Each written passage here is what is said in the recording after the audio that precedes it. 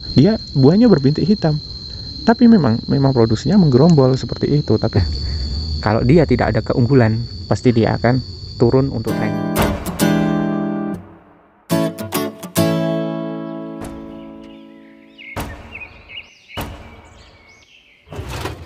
Assalamualaikum warahmatullahi wabarakatuh. Halo Sobat Petani dimanapun Anda berada. Nah, kali ini kita akan memberikan Anda sudut pandang kami tentang buah alpukat yang sedang tren sekarang. Tapi sebelum kita lanjut, jangan lupa klik subscribe dan tombol loncengnya dihidupkan agar kami semangat untuk membangun channel ini dan memberi informasi kepada kalian. Ada banyak sekali petani yang dibingungkan oleh jenis-jenis dari alpukat, bahkan ada yang membeli bibit alpukat tersebut dikarenakan tren saat itu tanpa mengetahui tentang keunggulan yang diidam-idamkan para petani. Di antaranya yaitu produktivitas buah yang tinggi guna menunjang untuk biaya perawatan, bahkan bisa menjadi jalan rezeki bagi para petani. Pak Haji Badarudin mempunyai pandangan tersendiri tentang tren dari alpukat, yang mana tren dari alpukat tersebut akan surut ditelan oleh waktu, yang mana dia akan kalah dengan tren dari jenis alpukat yang sudah tren duluan dengan keunggulan produktivitas yang sangat tinggi. Berikut ini adalah video dan pembahasan dari kami. Oke, sahabat petani kalang, terkadang kita itu dibingungkan sama yang namanya jenis ya. Apa yang paling jenis paling bagus untuk pertumbuhan dan juga perkembangan dari buah. Nah, kalian jangan tertipu sama yang namanya tren. Tapi kalian harus tahu nasihat-nasihat ya. Cuman tahu dari produksi dan juga tahu dari keunggulannya.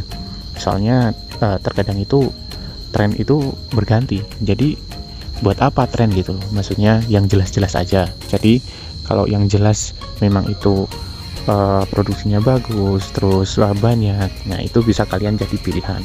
Karena terkadang itu kita mempunyai alpukat ya, alpukat dengan tren tertentu dan bibitnya itu harganya lumayan mahal. Misalnya jenis ini, jenis apa, red apa itu, terus itu harganya dulu 300, sekarang 100 ya kan. Nah itu karena pergantian yang namanya tren. Nah, bukan dari segi dari produksi. Nah, kalau produksinya itu bagus, nah, kalian bisa pilih. Karena apa? Karena memang tren itu sering berganti. Jadi untuk kalian yang untuk petani, bukan para kolektor tanaman. Kalau untuk petani, saya hanya bisa menyarankan untuk kalian untuk memilih yang produksinya yang jelas. Jadi jangan terpengaruh yang namanya tren, karena tren itu bergulir dan nanti pun akan kalah sama yang namanya produksi yang besar ataupun keunggulan-unggulan yang lain ya. Maksudnya misalnya produksinya bagus, bentukannya bagus, terus besar. Nah, kita untuk penjualan sendiri aja nanti dia akan kalah sama yang namanya produksi yang paling besar. Nah, seperti itu. Kalau kita di sini ya memang kita punya tren-tren tertentu ya, bibit-bibitnya juga ada, tapi terkadang itu kan kita kan hanya memberitahu saja soal tren.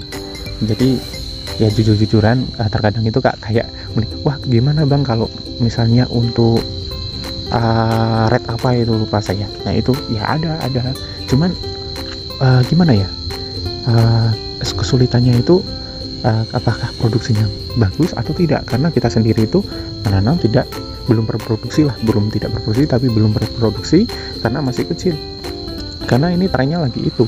Tapi dari segi itu saya tanya sama si yang pernah menanam, keunggulannya apa? Nah, keunggulannya ternyata hanya dari segi looks-nya saja, seperti itu. Mending buahnya besar. Ya buahnya besar, oke, buahnya besar. Sedangkan yang lain-lain yang di sana juga buahnya besar. Terus produksinya gimana? Ternyata biasa aja gitu. Jadi kalau biasa aja, wah itu hanya untuk pelengkap saja, maksudnya hanya untuk korektor saja. Kalau korektor is okay, no problem. Tapi kalau misalnya kalau untuk petani, kita kan juga harus memikirkan yang namanya produksi dan juga untuk nanti masa panennya kayak gimana. Karena masa panennya itu kalau kalian tidak tahu masa panennya dan juga tidak tahu produksinya, keunggulannya apa, kalian menanam itu percuma nanti. Nah kalau cuman keunggulannya saja itu hanya dari segi looknya saja, kayaknya kurang afdol juga ya. Karena kita harus mengimbangkan dengan yang namanya produksi. Kalau kita yang memang mengunggulkannya, memang saya akui antara Alligator, Peluang, sama Muria. Muria ya rada sedikit sih, Muria atau Alligator Semarangan ya. Nah itu kita mengunggulkannya karena apa? Karena memang kita tahu produksinya.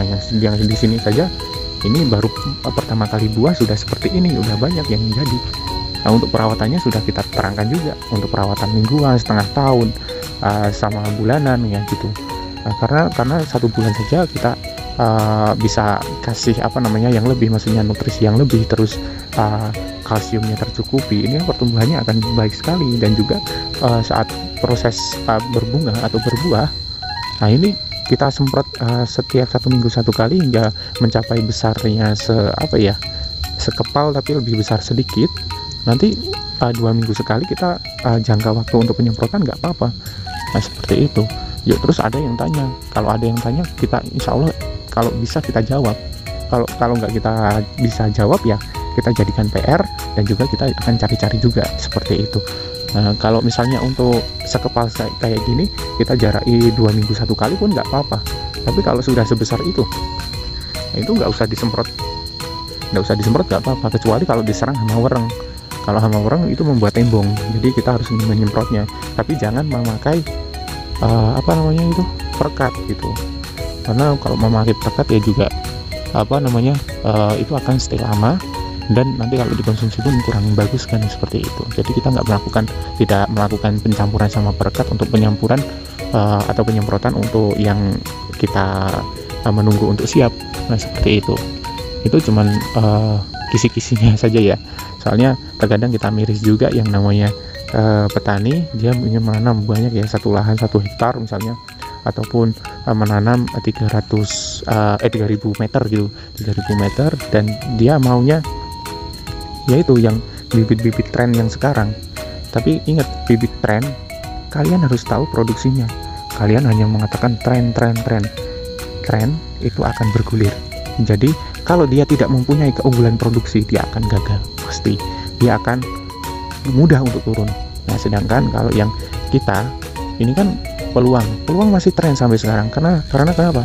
Karena memang produksinya bagus, buahnya hijau, tua, bagus, ya kan. Nah, daripada yang lainnya. Kalau Wina gimana? Wina itu bagus sebetulnya, tapi di dataran yang tinggi, bukan di dataran yang rendah. Karena kita juga menanam Wina di sini.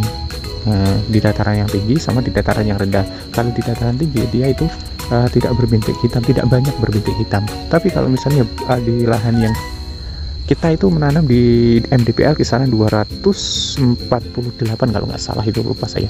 Nah itu dia buahnya berbintik hitam, tapi memang produksinya menggerombol seperti itu. Tapi kan juga kalau kayak gitu kan kualitas dari si buahnya itu kan jadi C kan, maksudnya jadi kualitas C, bukan kualitas A lagi.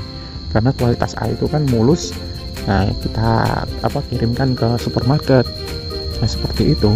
Jadi kalau untuk yang di sini ya kita hanya menganjurkannya ya antaranya itu semua. Tapi kalau dataran tinggi kisaran 500 mdpl ke atas, kalian bisa choice-nya Wina itu nggak apa-apa ya. Jadi kalian jangan terbodohi sama yang namanya tren, karena tren itu akan bergulir ya seperti roda. Kalau dia tidak ada keunggulan, pasti dia akan turun untuk trennya. Mungkin bibitnya sekarang misalnya kan dulunya pernah 300.000, terus ke 100.000, terus ada lagi yang bilang 50.000. Cuman sambungan seperti ini, saya perlihatkan, dan itu tidak supran, karena supran itu udah beda. Nah ini kayak sambungan seperti ini, bahkan batang bawahnya itu tidak sebanyak seperti ini gitu loh, tidak sebesar seperti ini. Ini sudah mencapai 50.000, tapi tidak rembuyung lah ya, cuman selepas sambungan ini kan baru disambung nih. Nah ini sudah harganya 50.000 katanya, itu karena tren ya, jadi udah beda. Nah kalau yang di sini ini harganya harga normal saja, antara 35 sampai ke yang 125 ribuan, karena ini 1 meter dan ini rembuyung deh, karena memang bibit-bibit rada supran ya, karena memang masih ada supran yang lainnya. Nah seperti itu ya. Nah untuk penanganannya, kalau kita itu mempunyai bibit ini kita kasih ya namanya pupuk ya, NPK 1616 untuk pertumbuhan, dan juga ada pupuk buahnya juga gitu. Kalau misalnya kayak gini kan emasnya ini kan kita cuma taburin saja, karena ya dia kan perlu makan juga ya, seperti itu. Nah untuk kalian yang mempunyai alpukat yang seperti ini kan dari jenis peluang kalau yang di sini ya. Ini peluang, dan juga ada aligator juga yang di situ. Nah, sudah kelihatan ya, ada kendil. Kalau kendilnya sudah 1 meter lebih ya, 1 meter lebih. Nah, dan juga ada khas juga, tapi khas kita kurang suka sih ya. Kita akan melihat pertumbuhan dari khas ya untuk daunnya. Nah, karena kita menggunakan teknik TW di sini atau top working, yang dimana satu pohon mempunyai beberapa jenis, kita biarin aja. Soalnya kita bisa melihat ya, jadi kita tahu. Nah, ini dari ciri khas itu kayak gini. Memang khasnya itu dari segi daunnya itu dia itu apa ya, jarak antara daun sama daun itu udah kelihatan renggang banget gitu. Beda yang namanya Miki. Kalau Miki dia lebih rembuyung, dia lebih dekat dan banyak daunnya seperti itu. Nah, jadi memang ada ciri khas dari segi struktur dari daunnya dan juga dari pertumbuhannya. Nah, seperti itu. Jadi teman-teman sahabat botanikal, kalau ingin menanam, perhatikan yang namanya produksi, jangan terlalu mengandalkan tren ya. Jangan terlalu mengandalkan tren, karena tren itu bisa berbohong seperti itu ya. Nah, ini kalau kita kan ini sebetulnya sudah dipesan ya sama ibu-ibu. ini kan rembuyung ya, alhamdulillah ini di sini. Nah, kita cuman kasih perawatan sedikit saja sudah bagus pertumbuhannya. Ini mau tak ganti polybagnya, tapi takutnya ya itu kalau untuk pengiriman nanti mahal seperti itu, karena ini sudah dipesan. Nanti mungkin saya akan kontak, soalnya kan sekarang kan musim hujan. Kalau disuruh mengirim ke 5 bulan lagi nanti sayang, soalnya sayangnya itu kan saat musim kemarau. Nah, sekarang itu saat musim penanaman. Karena apa? Karena sekarang itu musim hujan. Jadi kalau kita tanam di lahan terus itu kita biarin, terus hanya kita pupuk saja, nanti ini kuat akarnya gitu loh. Jadi nggak usah bingung-bingung seperti itu. Nah, jangan ya, untuk sahabat botanikal, ada juga yang namanya bibit super, ada yang tidak bibit super ya.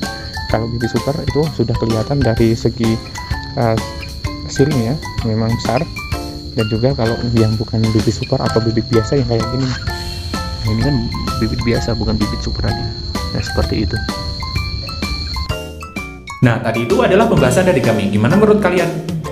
Jangan lupa klik subscribe, komen, dan bagikan ke temanmu agar temanmu tahu apa yang kamu tahu. Dan jangan lupa kunjungi juga channel kami di sini agar tahu video-video menarik lainnya tentang botanikal. Akhir kata, apabila ada kekurangan mohon maaf, dan wassalamualaikum warahmatullahi wabarakatuh, dan salam botanikal.